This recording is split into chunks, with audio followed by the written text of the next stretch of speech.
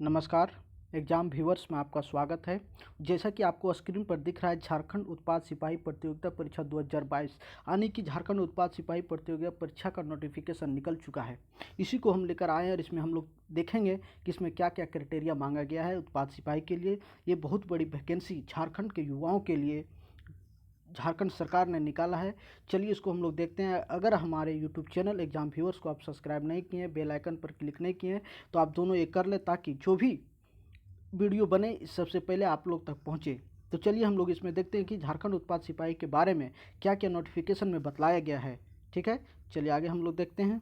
इसमें सबसे जो है कार्मिक प्रशासनिक सुधार राजभाषा विभाग झारखंड सरकार के पत्र संख्या 134 दिनांक 11/1/2005 द्वारा अग्रसारित उत्पाद एवं मद्य निषेध विभाग के पत्रांक 2439 दिनांक 31/12/2021 द्वारा अधिसूचित उत्पाद सिपाही की रिक्तियों के विरुद्ध नियुक्ति के लिए भारत के नागरिकों से विविध पत्र झारखंड उत्पाद सिपाही प्रतियोगिता परीक्षा 2022 के लिए ऑनलाइन आवेदन आमंत्रित किए जाते हैं।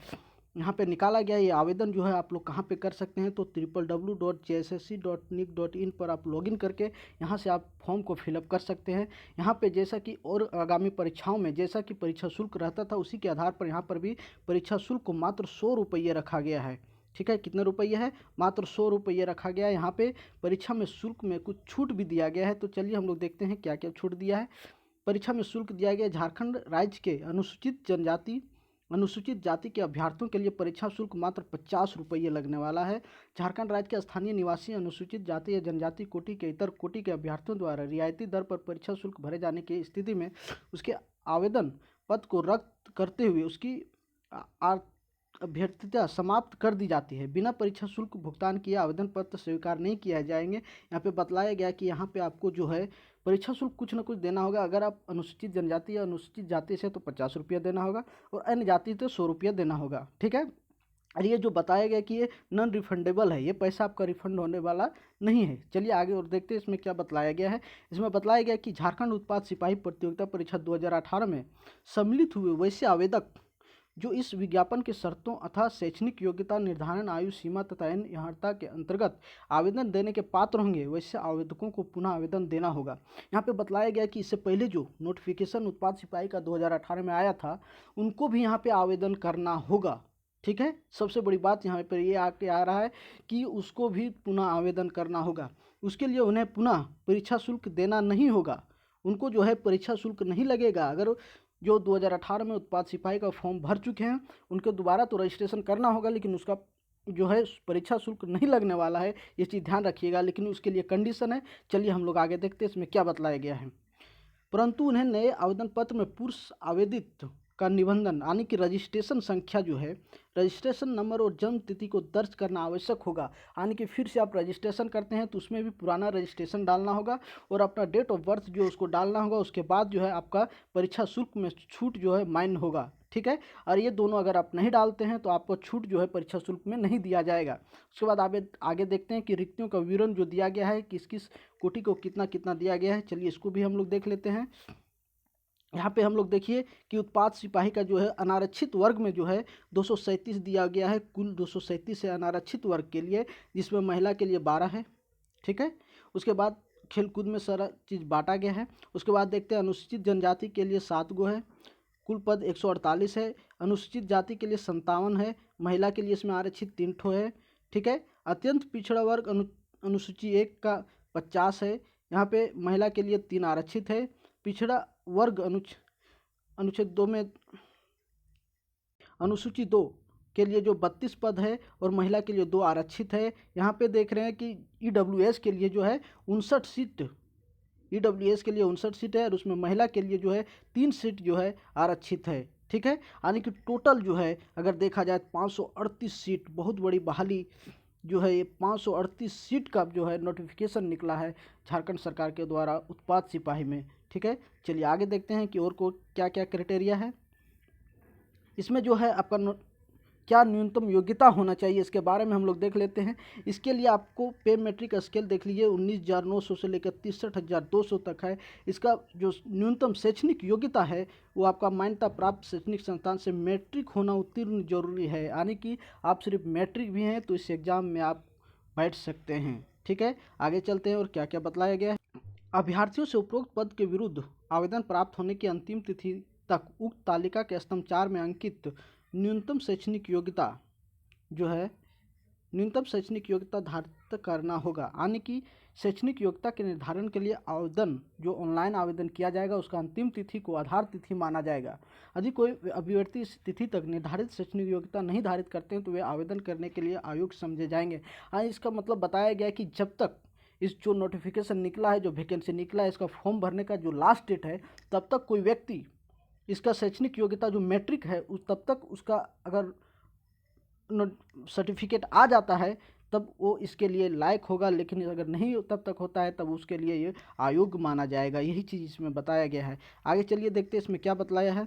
इसमें बतलाया है कि 10वीं मैट्रिक कक्षा झारखंड राज्य में अवस्थित मान्यता प्राप्त शैक्षणिक संस्थान से ही उत्तीर्ण होना चाहिए। यानी कि आप जो मैट्रिक पास है वो झारखंड से ही होना चाहिए तथा अभ्यर्थियों को स्थानीय रीति रिवाज, भाषा, परिवेश का भी ज्ञान होना जरूरी है। ये चीज़ ध्यान आप रखिएगा। परंतु झारखंड राज्य की आरक्षण नीति से आच्छादित अभ्यर्थियों के आने की झारखंड राज्य में जिसको आरक्षण मिलता है उसके लिए ये मान्य नहीं है। वो कहीं से भी मैट्रिक इंटर हो सकता है। ठीक है, चलिए आगे हम लोग देखते हैं और क्या बतलाया गया है। इसमें बतलाया गया कि कला, संस्कृति, खेलकूद, युवा कार्य के विभाग संकल्प संख्या 1709 दिनांक 12/9/2007 द्वारा श्रेणी निगाह के पदों पर सीधी नियुक्ति हेतु निर्धारित निम्न मानक के अनुसार अनुमान होगा। यानी कि जो व्यक्ति कला, संस्कृति, खेलकूद से जुड़े हुए हैं उनको डायरेक्ट श्रेणी निगाह में सीधी नियुक्ति दिया जाएगा। ठीक है, देखते हैं उसका क्राइटेरिया क्या क्या है। इसमें हम लोग चलिए देखते हैं। इसमें है कि भारतीय ओलंपिक संघ अथवा इससे संबद्ध फेडरेशनों द्वारा आयोजित राष्ट्रीय स्तर की प्रतियोगिता, यानी कि इस स्तर पर आप खेले हैं और उसमें अगर द्वितीय और तृतीय स्थान प्राप्त किए हैं तो आपको यहाँ पे सीधी नियुक्ति दिया जाएगा। उसके बाद बताया है कि झारखंड ओलंपिक संघ या अथवा इससे संबद्ध संघों द्वारा आयोजित आधिकारिक राज्य चैंपियनशिप में भी अगर भाग लिए हैं, अगर उसमें आप प्रथम स्थान आए हैं तो आपको भी यहाँ पे डायरेक्ट बहाली किया जाएगा। ये चीज़ यहाँ पे निकला हुआ है। इसके लिए आपको देखिए उपयुक्त संकल्प संख्या 1709 दिनांक इतना आयोग के वेबसाइट इतना पर उपलब्ध है, वहाँ पर भी आप जाकर इस चीज़ को आप देख सकते हैं। ठीक है, अब हम लोग देखते हैं शारीरिक माप के बारे में। शारीरिक माप के बारे में क्या क्या बतलाया गया है। यहाँ पे बतलाया गया कि सामान्य वर्ग के लोगों के लिए न्यूनतम ऊंचाई जो होना चाहिए वो 160 सेंटीमीटर होना चाहिए और सीना जो है न्यूनतम 81 सेंटीमीटर होना चाहिए। उसी प्रकार से अनुसूचित जनजाति के लिए न्यूनतम 155 होना चाहिए और सीना जो है 79 होना चाहिए। उसी तरह अनुसूचित जाति के लिए जो है न्यूनतम 155 होना चाहिए, यानी कि अनुसूचित जनजाति और अनुसूचित जाति के लिए 160 है। ठीक है, और सभी के लिए लगभग 160 सेंटीमीटर ऊंचाई है और सीना जहाँ तक बात है थोड़ा सा डिफरेंस है। और जबकि महिला का बात हम कर लेते हैं तो महिलाओं का यहाँ पे जो हाइट में न्यूनतम 148 सेंटीमीटर है और इसका सीने का माप नहीं किया जाएगा। ठीक है, चलिए आगे देखते हैं और क्या क्या बतलाया गया है इसमें। तो हम लोग देखते हैं मेडिकल जाँच के बारे में। इसमें क्या क्या जाँच किया जाएगा। तो इसमें मेडिकल जाँच में आपको जाँच किया जाएगा अगर मुड़ा घुटना है, धनु पैर है, यानी उसके बाद समतल पैर है, अस्तिप सिरा है, उंगलियों का उचित ढंग से नहीं घूमना, दृष्टिकोण, कलर ब्लाइंडनेस, रतौंधी वगैरह का ही चिकित्सीय जांच किया जाएगा। यानी मेडिकल जांच जो होगा इतना ही जांच किया जाएगा आपका। ठीक है, आगे चलिए और क्या क्या बतलाया गया इस चीज़ को भी हम लोग देख लेते हैं। उम्र सीमा की जो गणना करना है, न्यूनतम और अधिकतम जो है दोनों देखिए कट ऑफ एक ही है। यानी 1/8/2022 से आपका न्यूनतम उम्र जो है जिसका जो होना चाहिए और अधिकतम वर्ष दोनों एक ही दिया गया है। ठीक है, यानी न्यूनतम वर्ष कितना है 18 वर्ष और अधिकतम वर्ष जो है कितना है 25 और 27 वर्ष है। इसको भी हम लोग देखेंगे। न्यूनतम वर्ष जैसा कि यहाँ बताया गया 18 वर्ष, यानी कि 1/8/2022 तक आपका जो है 18 वर्ष हो जाना चाहिए और अधिकतम वर्ष यानी कि 25 वर्ष जो है उसका भी 25 वर्ष 1/8/2022 तक ही होना चाहिए। ठीक है, चलिए आगे हम लोग देखते हैं इसमें क्या क्या बतलाया गया है। देखिए यहाँ पे अनारक्षित वर्ग के लिए यानी कि जनरल के लिए जो आयु है 25 वर्ष है। ओबीसी के लिए या चाहे अनुसूचित जाति हो, ओबीसी 1 और ओबीसी 2 दोनों के लिए 27 वर्ष है। ठीक है, जनरल के लिए 25 वर्ष है और ओबीसी 1 ओबीसी 2 के लिए 27 वर्ष है। और यहाँ पे महिलाओं के लिए जो अधिकतम आयु सीमा है वो 28 वर्ष है।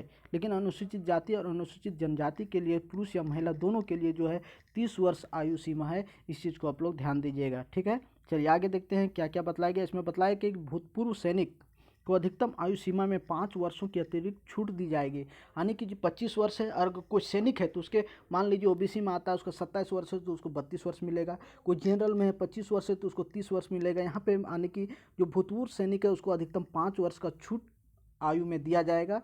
ठीक है, ये चीज़ यहाँ पे बतलाया गया है। आगे चलते हैं, वो क्या क्या दिया गया है उसको भी देख लेते हैं। इसका पात्रता क्या है ये चीज़ हम लोग देख लेते हैं। यहाँ पे बतलाया गया कि पात्रता जो है आपका दिनांक 20/12/2021 के आलोक में अभ्यर्थियों को मैट्रिक 10वीं कक्षा झारखंड राज्य से अवस्थित मान्यता प्राप्त शैक्षणिक संस्थान से उत्तीर्ण होना अनिवार्य होगा। यानी झारखंड से मैट्रिक होना अनिवार्य है, जैसा कि पहले भी हम लोग इसको डिस्कस कर चुके हैं। आगे चलिए देखते हैं आगे। और सबसे बड़ा चीज़ यहाँ पे बताया गया कि आरक्षण का लाभ कैसे आप ले सकते हैं। आवेदन में दिया गया कि आवेदन में नियत प्रविष्टि के अधीन इंगित आरक्षण का दावा नहीं करने पर आरक्षण का लाभ नहीं मिलेगा। यानी कि आप अगर ओबीसी से है तो आपको ओबीसी का सर्टिफिकेट, आजादी आवासी का सर्टिफिकेट देना होगा, तभी आप इसका आरक्षण का लाभ उठा सकते हैं। अगर आप प्रमाण पत्र नहीं देते हैं तो आपको आरक्षण का लाभ नहीं दिया जाएगा। तो आरक्षण का लाभ दावा करने के लिए अभ्यर्थियों को स्थानीय निवासी पत्र होना चाहिए। इसका हम लोग डेट देखते हैं कि स्थानीय निवासी प्रमाण पत्र जो है वो कब का होना चाहिए।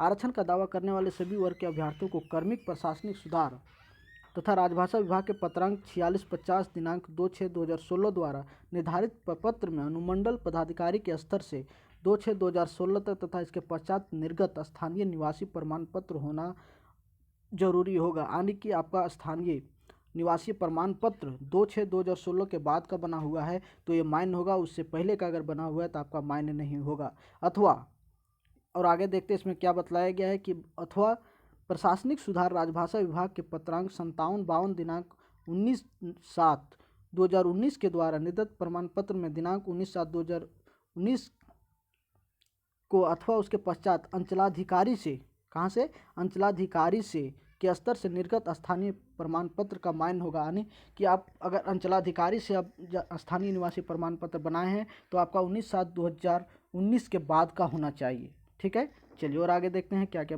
देखते हैं क्या क्या बतलाया गया। इसमें बतलाया कि 19/7/2019 के पूर्व अंचलाधिकारी का, यानी कि 19/7/2019 के पूर्व अंचलाधिकारी के स्तर से निर्गत स्थानीय निवासी प्रमाण पत्र मान्य नहीं होगा। जैसे कि बतलाया है कि अगर आपको अंचलाधिकारी से स्थानीय निवासी प्रमाण पत्र बना है तो 19/7/2019 का बाद का होना चाहिए। ठीक है, और यहाँ पे और बतलाया गया है कि अगर 2/6/2019 के पूर्व किसी भी स्तर से निर्गत स्थानीय निवासी प्रमाण पत्र मान्य नहीं होंगे। यानी 2/6/2016 से पहले किसी भी प्रकार का स्थानीय निवासी प्रमाण पत्र अगर बना है, चाहे कहीं से भी बना हो, वो मान्य नहीं होगा। ठीक है, उसके बाद आगे बताया कि परिशिष्ट में अंकित प्रपत्र में निम्नलिखित प्रपत्र में निर्गत स्थानीय निवासी प्रमाण पत्र मान्य नहीं होगा। ये सब चीज़ उतना जरूरी नहीं होगा। आगे हम लोग देख लेते हैं इसमें और क्या क्या बतलाया गया है। इसमें और बतलाया गया कि आवेदन समर्पित करने की अंतिम तिथि के पश्चात निर्गत स्थानीय निवासी प्रमाण पत्र मान्य नहीं होगा। यानी कि जो आवेदन करने का जो डेट है उससे पहले का आपको होना चाहिए। आप तो अभी भर देंगे, लेकिन अगर जिसमें आपका डॉक्यूमेंट वेरिफिकेशन होगा उस समय आपको अगर इसके बाद का देते हैं तो उसमें मायने नहीं होगा। ये चीज़ यहाँ पे बता दिया गया है। और सबसे बड़ी चीज़ क्या बतलाया गया है इसको हम लोग देख लेते हैं। पिता या पति के आधार पर निर्गत स्थानीय निवासी प्रमाण पत्र मान्य होंगे।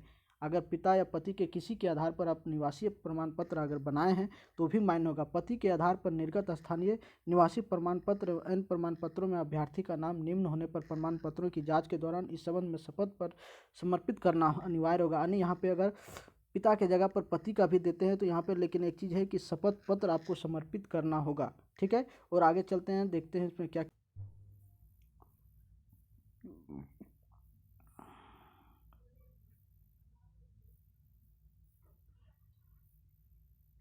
अब हम लोग देखते हैं कि ऑनलाइन आवेदन भरने के लिए रिलेटेड जो चीज़ यहाँ पे दिया गया है उसको हम लोग देख लेते हैं। महत्वपूर्ण, आवेदन पत्र भरने से पूर्व अभ्यर्थी विज्ञापन विवरण को डाउनलोड कर लें तथा उसके जो शर्त नियम है उसको हम लोग पढ़ लें। उसमें देखते हैं कि क्या क्या यहाँ पे बतलाया गया है।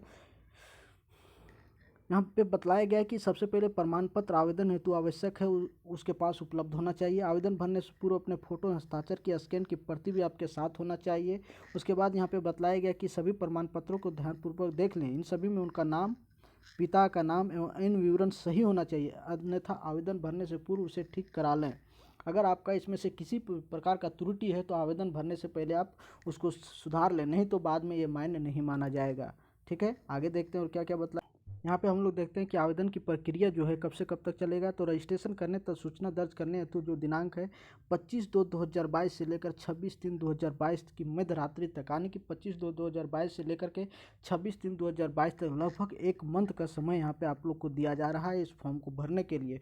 उसके बाद यहाँ पे बताया गया कि परीक्षा शुल्क भुगतान करने के लिए अंतिम तिथि जो है 29/3/2022, यानी 3 दिन एक्स्ट्रा यहाँ पे पेमेंट करने का जो डेट दिया गया। उसके बाद यहाँ पे बताया गया कि फोटो एवं हस्ताक्षर अपलोड कर आवेदन पत्र को प्रिंट आउट लेने के लिए दिनांक 1/4/2022 की मध्य रात्रि तक होगा, यानी कि यहाँ पे भी अब देख रहे हैं कि 2 दिन का एक्स्ट्रा टाइम दिया गया फोटो हस्ताक्षर को अपलोड करके आप आवेदन पत्र प्रिंट आउट लेने के लिए। ठीक है, और चलिए आगे देखते बाद यहाँ पे बताया कि दिनांक 2/4/2022 से लेकर के 2/4/2022 से लेकर के दिनांक 4/4/2022 तक ऑनलाइन आवेदन पत्र में की गई किसी भी त्रुटि को संशोधित करने के लिए पुनः खोला जाएगा, यानी 2 दिन का समय फिर से आपको दिया जाएगा। अगर किसी प्रकार से आप उसमें गलती की है तो उसको आप सुधार सकें इसके लिए। ठीक है, चलिए और आगे देखते हैं। जो बात आता है यहाँ पे कि परीक्षा का स्वरूप कैसा होगा, इस चीज़ को हम लोग देख लेते हैं। इसका पाठ्यक्रम हम लोग देख लेते हैं कि क्या क्या रहेगा। तो परीक्षा जो है स्वरूप, जो सबसे पहले आपका शारीरिक दक्षता होगा, यानी सबसे पहले आपका दौड़ होगा, फिर जाकर के लिखित होगा, उसके बाद चिकित्सकीय जाँच होगा। ठीक है, तो ये चीज़ ध्यान दीजिएगा कि सबसे पहले यहाँ पे क्या होने वाला है, आपका सबसे पहले दौड़ होने वाला है, उसके बाद आपका लिखित परीक्षा होगा, उसके बाद आपके जो है चिकित्सकीय जाँच होगा, यानी मेडिकल होगा। ठीक है, चलिए और आगे देखते हैं। और यहाँ पे हम लोग देखते हैं कि विषय को लेकर के कि यहाँ पे क्या क्या रहेगा। तो सबसे पहले हिंदी भाषा का ज्ञान रहेगा, 80 प्रश्न रहेगा। अंग्रेजी भाषा का ज्ञान 40 प्रश्न रहेगा, यानी कुल टोटल 120 प्रश्न जो क्वालिफाइंग मार्क्स का रहेगा, जिसमें आपको 30% न्यूनतम लाना ही पड़ेगा, तभी आप लोग को दूसरा पेपर चेक किया जाएगा या दूसरा पेपर में आपको आगे देखा जाएगा। नहीं, अगर इसमें क्वालिफाइंग पेपर को अगर आप पास नहीं करते हैं तो आगे वाले पेपर को भी चेक नहीं किया जाएगा। ठीक है, अब आगे देखते हैं हम लोग। और आगे में क्या दिया गया, पत्र 2 में यहाँ पे दिया गया कि क्षेत्रीय जो जनजातीय भाषा जो 12 भाषाएं हैं उसी को यहाँ पे आपको लेना होगा, चाहे वो उर्दू हो, संथाली हो, बंगला हो, मुंडारी हो, मुंडा हो, खड़िया हो, कुड़ुक हो, कुरमाली हो, खोटा हो, नागपुरी हो, पंचपरगनिया हो, उड़िया में से किसी एक भाषा को, यानी जो 12 जो क्षेत्रीय भाषा यहाँ पे घोषित किया गया उसी में से किसी एक को आपको लेना होगा। और उसमें भी बताया गया है कि 30% अंक न्यूनतम लाना होगा, इससे कम लाते हैं तो आपका फिर चेक नहीं होगा। उसके बाद आगे देखते हैं और क्या दिया गया है।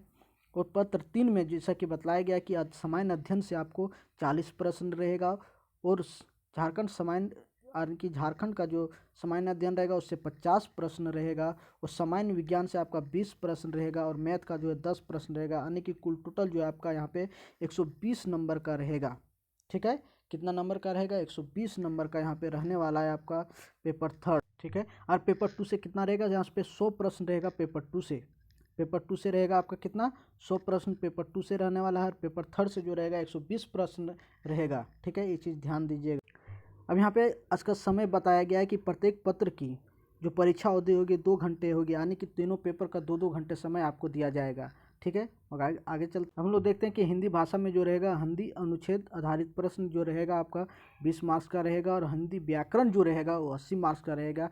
और अंग्रेजी में इसी तरह से अंग्रेजी अनुच्छेद यानी कि आपका पैसेज जो रहेगा 20 मार्क्स का रहेगा, और अंग्रेजी व्याकरण जो रहेगा, ग्रामर जो रहेगा वो 20 प्रश्न रहेगा, यानी कि यहाँ पे 40 नंबर का आपका अंग्रेजी रहेगा और 80 नंबर का हिंदी रहेगा। कुल टोटल 120 नंबर का, यानी कि 120 क्वेश्चन रहने वाला है आपका पेपर 1 क्वालिफाइंग पेपर में। पे सबसे बड़ी बात यहाँ क्या आता है कि अगर आपका न्यूनतम यहार्ता जो है कम से कम जो बतलाया गया है कि आपके न्यूनतम अंक जो है अभ्यर्थियों को मेगा सूची में शामिल होने के लिए कितना लाना पड़ेगा, तो चीज़ देख लीजिए कि जो जो अनारक्षित है यानी जो जनरल है उसको मिनिमम 40% अंक लाना होगा, तभी आपको मेगा सूची में शामिल किया जाएगा।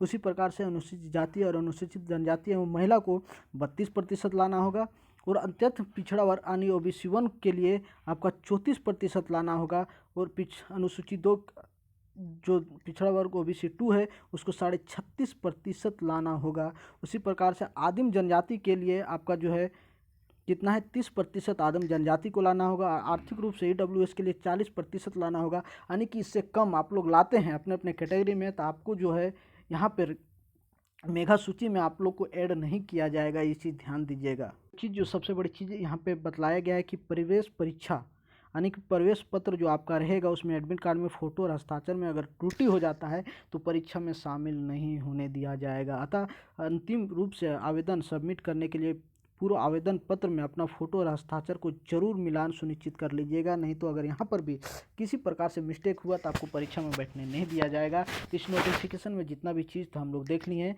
अगर इस वीडियो को आप जितना से जितना हो सके लाइक कीजिए, शेयर कीजिए और सब्सक्राइब कीजिए हमारे यूट्यूब चैनल एग्जाम व्यूअर्स को, ताकि आप लोग को जो भी नोटिफिकेशन निकले सबसे पहले आप लोग तक पहुंचे। और उसके बाद हम लोग दूसरे वीडियो में लेकर आएंगे कि इसका सिलेबस पर डिस्कस करेंगे, अलग अलग कि क्या क्या सिलेबस में क्या क्या हम लोग को पढ़ना है। तो इस वीडियो में इतना ही। जय हिंद, जय भारत।